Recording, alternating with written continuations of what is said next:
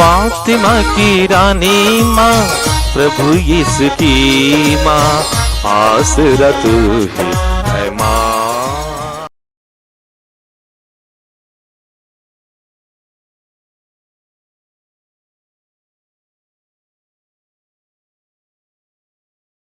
पहला पाठ मकाबियों का पहला ग्रंथ, अध्याय 6, पद संख्याएं 1 से 13 तक।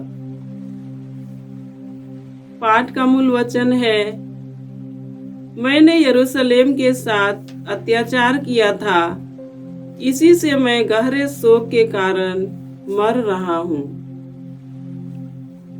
जब अंतियोक पहाड़ी प्रांतों का दौरा कर रहा था, तो उसने सुना कि फारस देश का एलिमैस नगर अपनी संपत्ति और सोना चांदी के लिए प्रसिद्ध है, और यह कि वहाँ का मंदिर अत्यंत समृद्ध है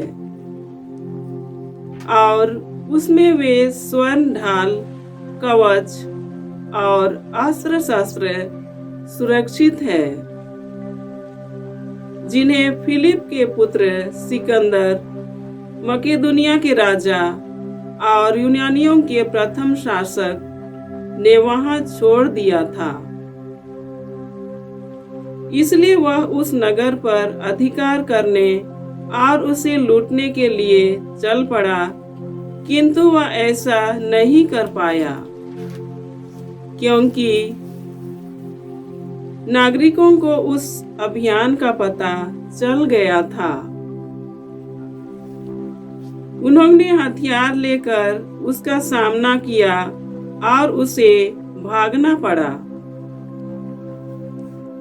उसने दुखी होकर वहां से बाबुल के लिए प्रस्थान किया।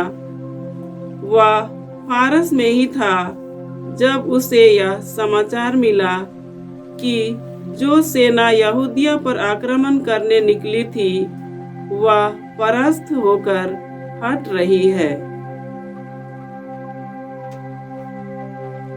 लिसियस एक विशाल सेना लेकर वहां गया था, किंतु उसे यहूदियों के सामने से पीछे हट जाना पड़ा।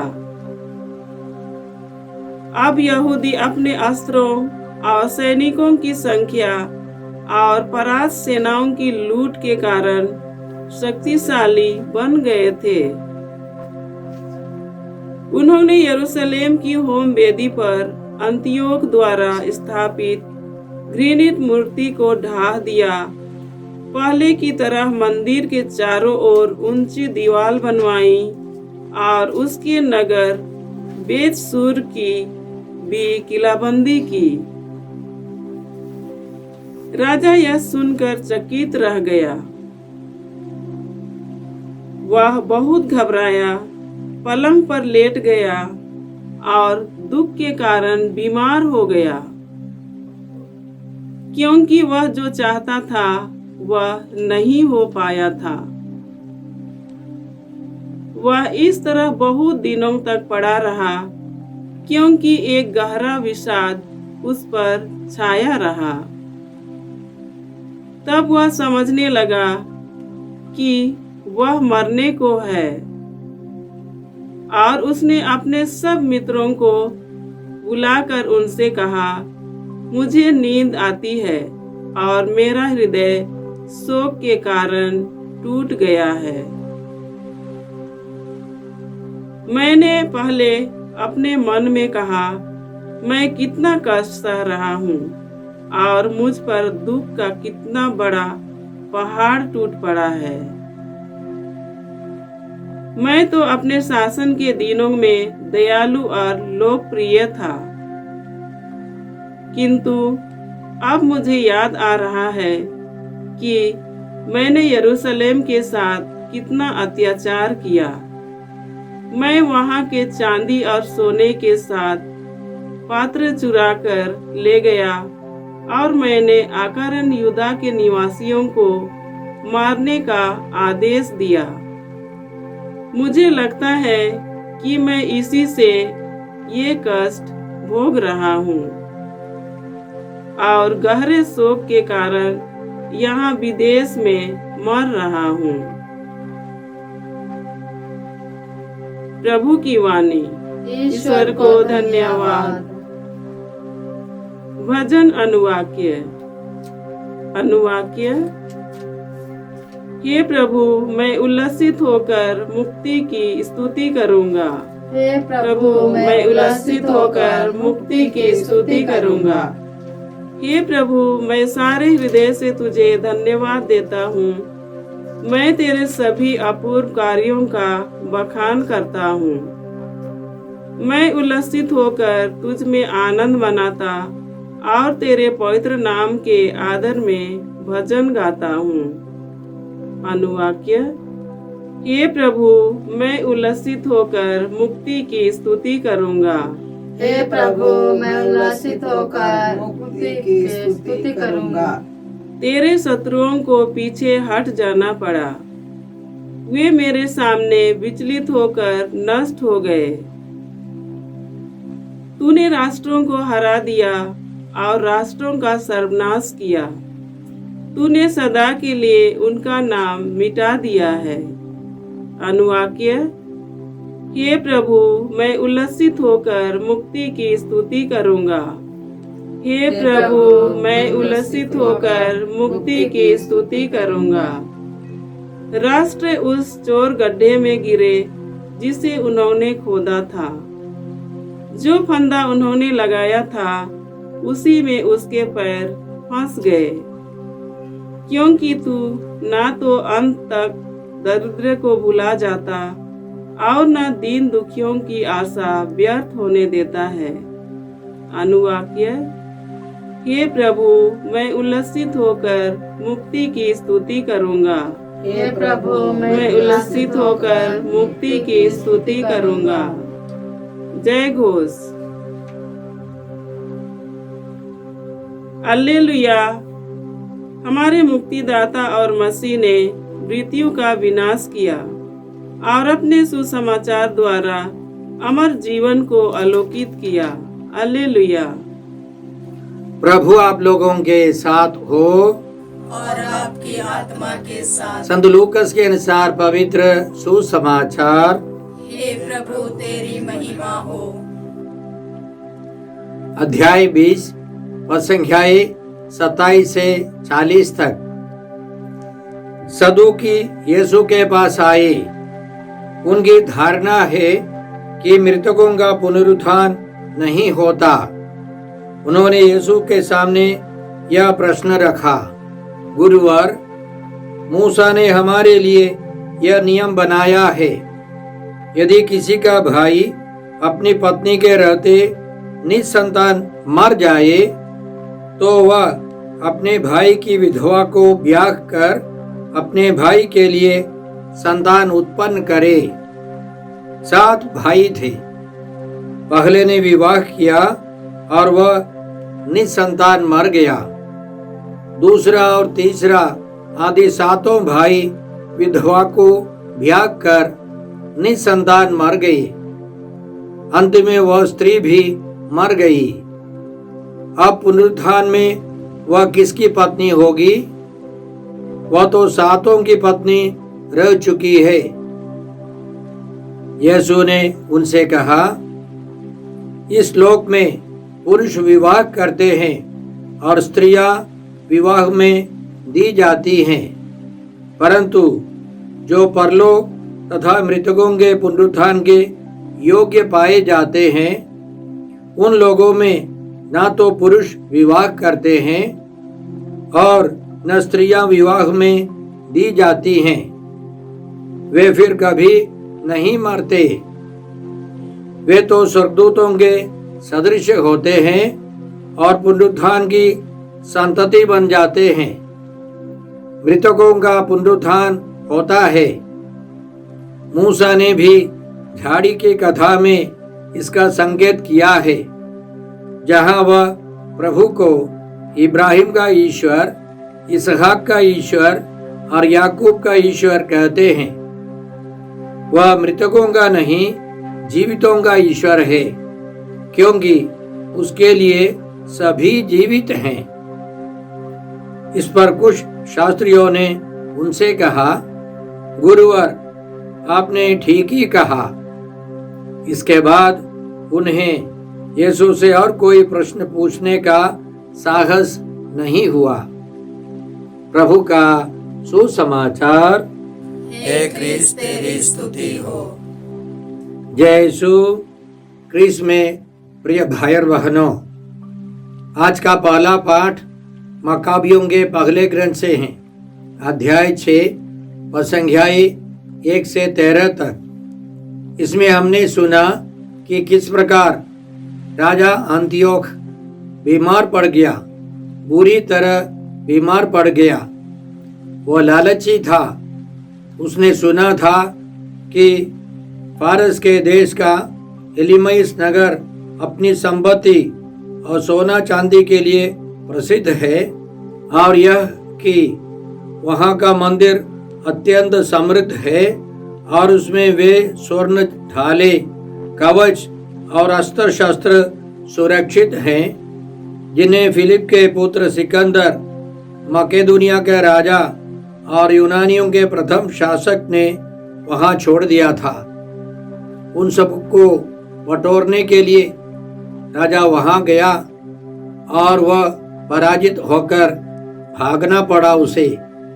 उस समय उसे यह बुरी खबर मिली कि उसकी सेना जो इस्राएल पर आक्रमण के लिए गई थी वो भी पराजित हो गई है।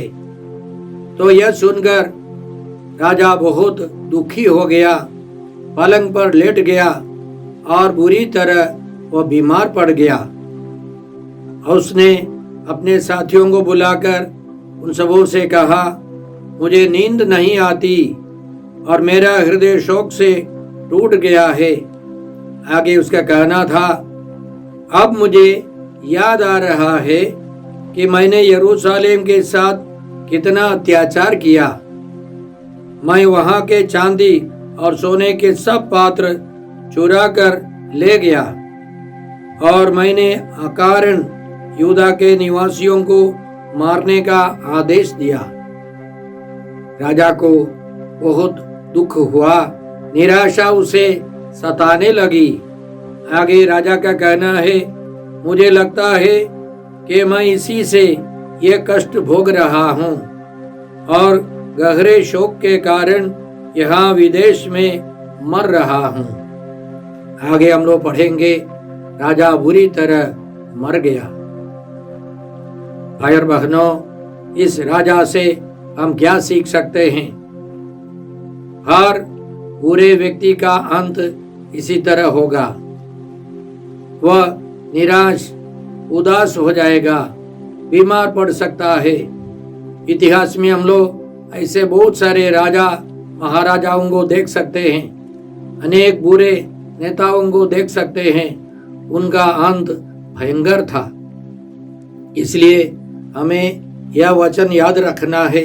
स्तोत्र 34 में राजा दाऊद इस प्रकार कहते हैं, प्रभु कुकर्मियों से मुंह फेर लेता और पृथ्वी पर से उनकी स्मृति मिटा देता है।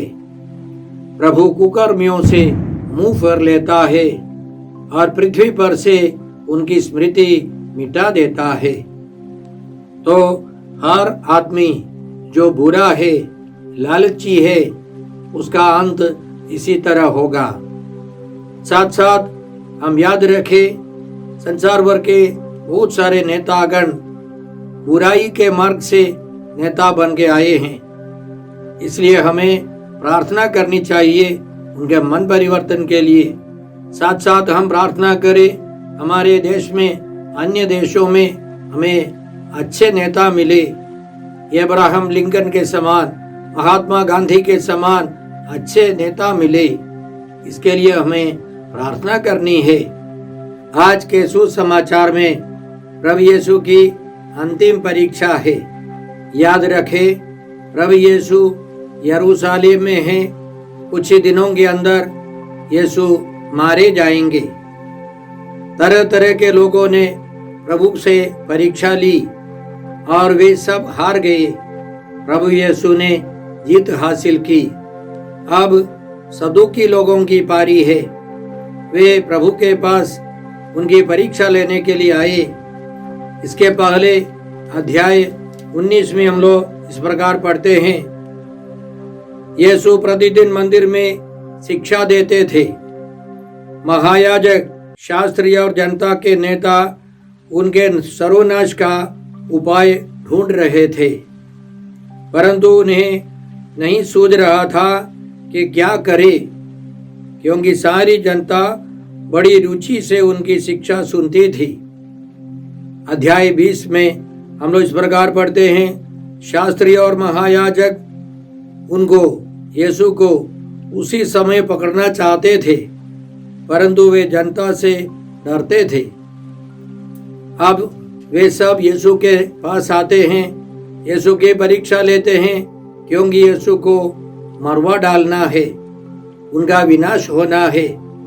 और इसीलिए वे यीशु के पास आकर इसी तरह सवाल उठाते हैं। याद रखें, फरीसी समुदाय के लोग पुनरुत्थान में विश्वास करते थे और उनमें से कुछ लोगों का मानना था कोई भी व्यक्ति मर जाने पर उसी तरह उसी के कपड़े के साथ जी उठेगा, वह इस दुनिया के जीवन के समान फिर दूसरा जीवन हासिल करेगा।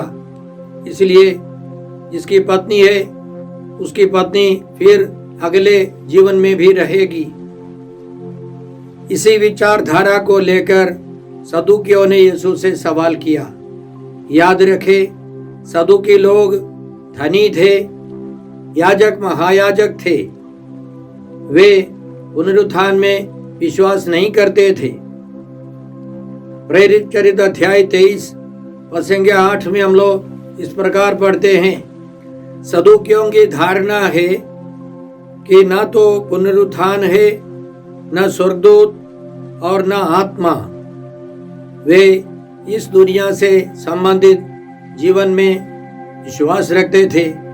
वे मृत्यु के बाद के जीवन में विश्वास नहीं करते थे।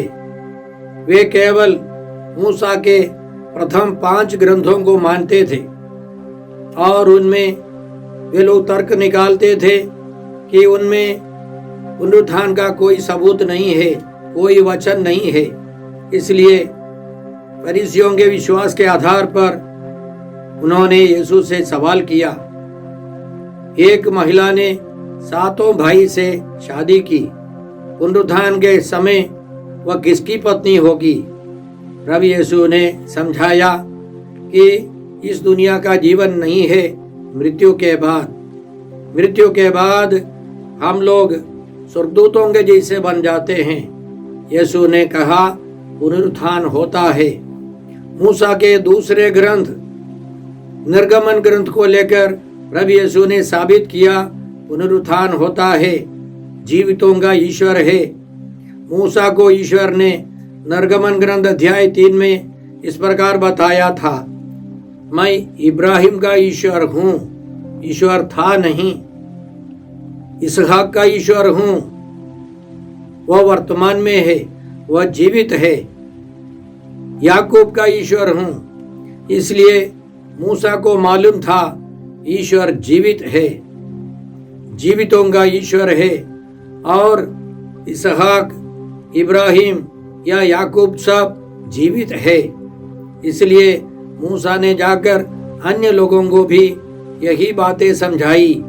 स्तोत्र 16 और संख्याएं 9 से हम लोग इस प्रकार पढ़ते हैं, दाऊद का विचार।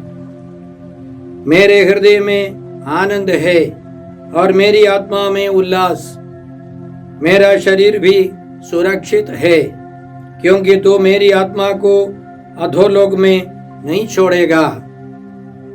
तू अपने भक्त को कब्र में गलने नहीं देगा। तू मुझे जीवन का मार्ग दिखाएगा। तेरे साथ रहकर परिपूर्ण आनंद प्राप्त होता है और तेरे दाहिने सदा के लिए सुख शांति। दाऊद का मानना था कि इस जीवन के बाद एक अनंत काल का जीवन है। अन्य कई स्तोत्रों में हम लोग इस प्रकार पढ़ सकते हैं। पुराने व्यवस्था के बहुत सारे ग्रंथों में पुनरुत्थान के बारे में है। लेकिन सदूकी लोग यह नहीं मानते थे। उदाहरण के लिए होशिया नबी का ग्रंथ अध्याय 6 संज्ञा 1 और 2 में पुनरुत्थान के बारे में है। सबसे उत्तम एक उदाहरण है दानियल के ग्रंथ अध्याय 12 में हम लोग इस प्रकार पढ़ते हैं, जो लोग पृथ्वी की मिट्टी में सोए हुए थे वे बड़ी संख्या में जाग जाएंगे, कुछ अनंत जीवन के लिए और कुछ अनंत काल तक तिरस्कृत और कलंकित होने के लिए। धर्मी आकाश की ज्योति की तरह प्रकाशमान होंगे और जिन्होंने बहुतों को धार्मिकता का शिक्षा दी है वे अनंत काल तक तारों की तरह चमकते रहेंगे। नबियों के द्वारा ईश्वर ने साफ समझाया कि पुनरुत्थान होता है और पुनरुत्थान में 2 प्रकार के लोग अनंत जीवन में, अनंत शांति में या अनंत दंड भोगने जाएंगे उनके कर्मों के अनुसार। जैसे प्रभु यीशु ने समझाया था, धर्मी अनंत जीवन में प्रवेश करेंगे, विधर्मी अनंत दंड भोगने जाएंगे। तो इसी तरह पुराने व्यवस्था में बहुत सारे संदर्भ में हम लोग पढ़ते हैं कि पुनरुत्थान होता है, अनंत काल तक हमको जीवित रहना है। लेकिन सदूकी लोग ये सब नहीं मानते थे। वे मानते थे कि ये सब अन्य ग्रंथ मूसा के 5 ग्रंथों की मात्र टिप्पणियां है। इसलिए वे तर्क निकालते थे कि इस दुनिया के अंत में सब समाप्त है। आज के सुसमाचार के द्वारा सदूकी लोग हमको क्या सिखाते हैं? सबसे पहले हमको याद रखनी है कि ईश्वर का वचन सही रूप से समझे, ईश्वर के वचन को पूर्ण रूप से अपनाए, भागिक रूप से नहीं, अपनी मनमौजी से उसकी व्याख्या नहीं करनी है। दूसरा है, अनंत काल के लिए हमें जीवन बिताना है। हमें ईश्वर का वचन जानना है, ईश्वर की शक्ति, ईश्वर का सामर्थ्य जानना है, अनंत काल के लिए जीवन बिताना है। प्रभु यीशु हमें आज के सुसमाचार के द्वारा क्या सिखाते हैं? वे सर्वशक्तिमान महिमा में ईश्वर है, उनके सामने कोई भी टिक नहीं सकता है। यीशु को हराने के लिए इस दुनिया में कोई नहीं है। यीशु का नाम सुनकर आकाश, पृथ्वी और अधोलोक के सब निवासी घुटने टेकेंगे और पिता की महिमा के लिए सब लोग यह स्वीकार करेंगे, यीशु मसीह प्रभु हैं। प्रभु यीशु यह भी हमें सिखाते हैं कि पुनरुत्थान होता है। यीशु ने अपनी मृत्यु के पहले ही यह भविष्यवाणी की थी, यह सिखाया था, पुनरुत्थान और जीवन मैं हूँ। जो मुझ में विश्वास करता है वो मरने पर भी जीवित रहेगा। जो मुझ में विश्वास करते हुए जीता है वो कभी नहीं मरेगा। इसलिए यीशु ने दिखाया, मृत्यु के बाद वे जी उठे। इसलिए संत पौलुस हमें समझाते हैं, हमारे अपराधों के कारण यीशु पकड़वाए गए, हमारी पाप मुक्ति के लिए यीशु जी उठे। पुनरुत्थान और जीवन यीशु है और पुनरुत्थान एक सच्चाई है। तीसरी बात, प्रभु यीशु हमको सिखाते हैं कि हमें ईश्वर के वचन को प्यार करना है, उसकी सही व्याख्या होनी चाहिए। मनमानी से, जैसे हमारे प्रोटेस्टेंट भाई लोग अपनी मर्जी से, मनमौजी से व्याख्या करते हैं। वचन की व्याख्या कलीसिया की परंपरा के अनुसार होनी चाहिए। इसलिए हम वचन को ध्यान से पढ़े। हमारे पूर्वजों ने, हमारे गुरुओं ने जो सिखाया उसके अनुसार, कलीसिया के नियम, शिक्षा के अनुसार हमको वचन को समझना चाहिए। हम लोग इन सारे वरदानों के लिए कृपा मांगते हैं। हे अब्बा पिता, हे प्रभु यीशु, हे पवित्र आत्मा ईश्वर, आज के सारे पवित्र वचनों के लिए हम तुझे धन्यवाद देते हैं और प्रार्थना करते हैं कि हम अनंत जीवन के लिए, महिमा में जीवन के लिए तैयार होते जाए। हम यह प्रार्थना करते हैं प्रभु क्रिस्त के द्वारा।